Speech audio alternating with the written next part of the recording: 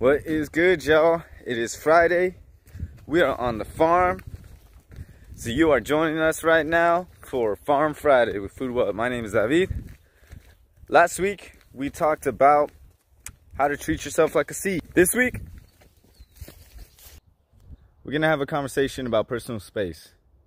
Right now that everybody is quarantining themselves and sheltering in place, home dynamics are much different than they used to be for a lot of us.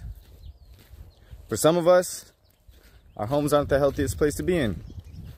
For some of us, they are, but under these new circumstances can become unhealthy.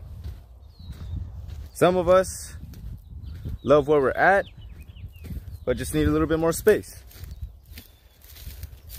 Today, we're gonna take some advice from some of our seedlings that just sprouted.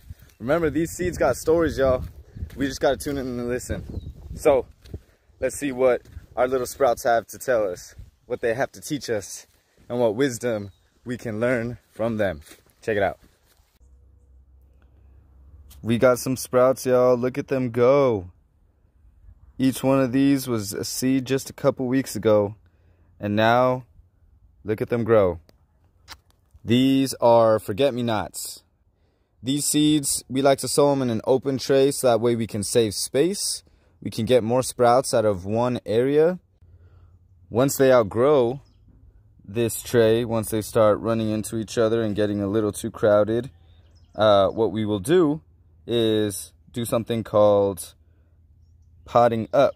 We pull them out of this tray and then put each plant in its own little cell.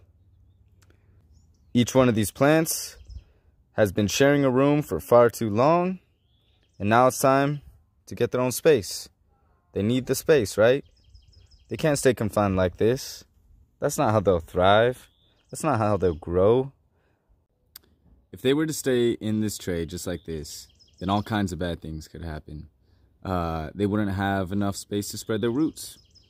They wouldn't be able to get enough sunlight. They'd be competing. They'd be trying to stretch for the sun. They are so close to each other that they might transmit diseases to each other. And if there's one thing that people are hyper aware of right now, it is just that. Transmitting viruses like COVID to each other. Imagine this tray is one building. And every single one of these plants is a person. That's not enough physical distance between each other, right? And we know now that we need to maintain a distance of at least 6 feet away from each other. These plants are going to want to get spaced out, okay? So let's do just that. We're going to pot up some of these, get each one in its own plant in a healthy, respectful space. Check it out. This is kind of the technique that we have to use. You got to be really gentle with them. You just take little clumps of soil out at a time, and something that I have learned is that you just gently tease the roots apart. You think them apart. Just gently.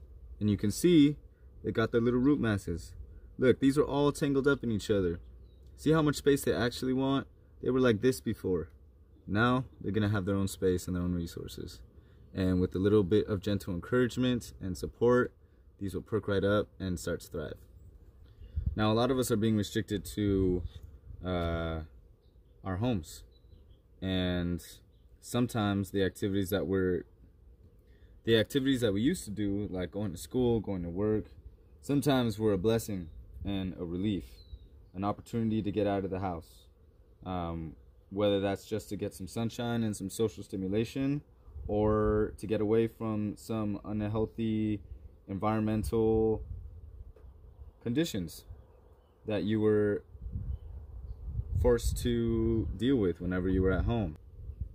Now that we're being asked to stay at home, we're exposed even more to potentially unhealthy house dynamics. We start to go a little crazy when we're put in the same room with the same people for days on end. And that's normal. That's normal. That's not just you. A lot of people are getting a little bugged out because of it. So it's definitely important that we start to find our own ways to adapt to that. right?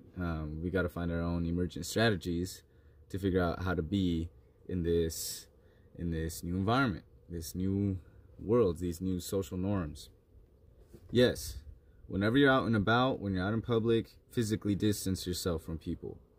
But the word that keeps going around, social distancing, is not something we necessarily agree with. And here's why.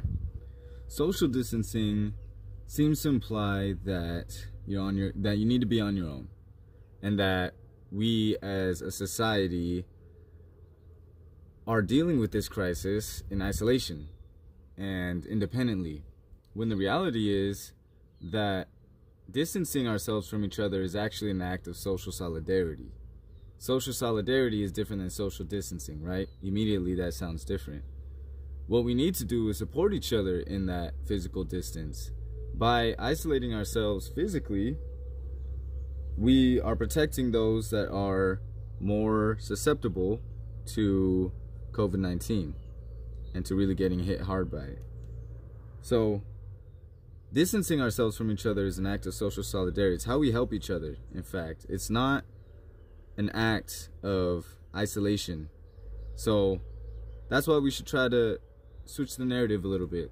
Instead of social distancing, let's talk about it in terms of physical distancing, because physical distancing is an act of social solidarity. And at this time that we are quarantining ourselves and sheltering in place, that is an act of resilience.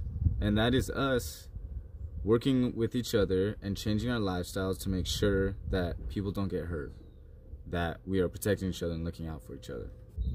And I know it can be tough to do that sometimes. I miss my friends. I miss my family. I do. It's not always easy to do that. Look at these forget-me-nots. They've been growing next to each other for weeks now. Their roots are all entangled, just like people's lifestyles are all entangled with each other. And they've grown into each other. And for us to suddenly have to shift that can be really tough sometimes.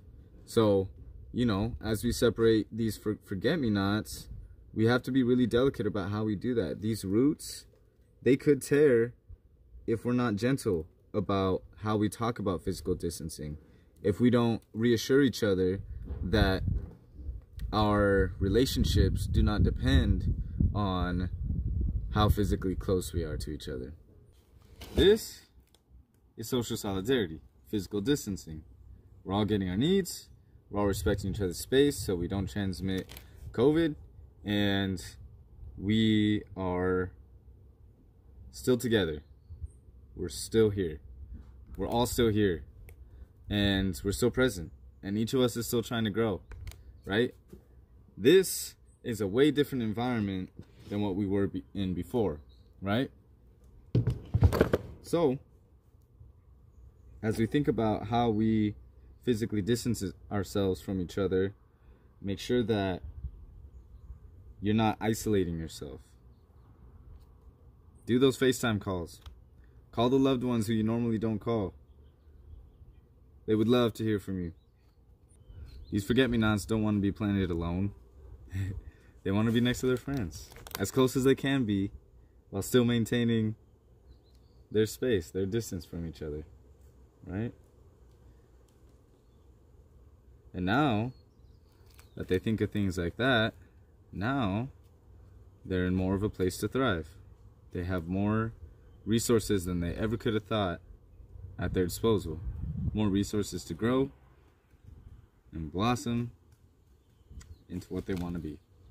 Physical distancing. We're all still aware that each other is there, but we are physically distancing ourselves from each other, and that is how we will keep each other safe and thrive. On the other hand, some of us need to get out of the house. Some of us need to find space and find sanctuary from the toxic relationships or conditions that we might be exposed to. Harmful conditions at home are being amplified right now because of this shelter-in-place order.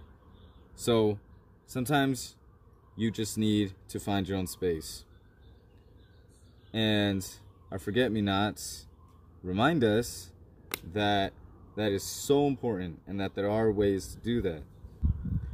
If you are ever in an unsafe environment, or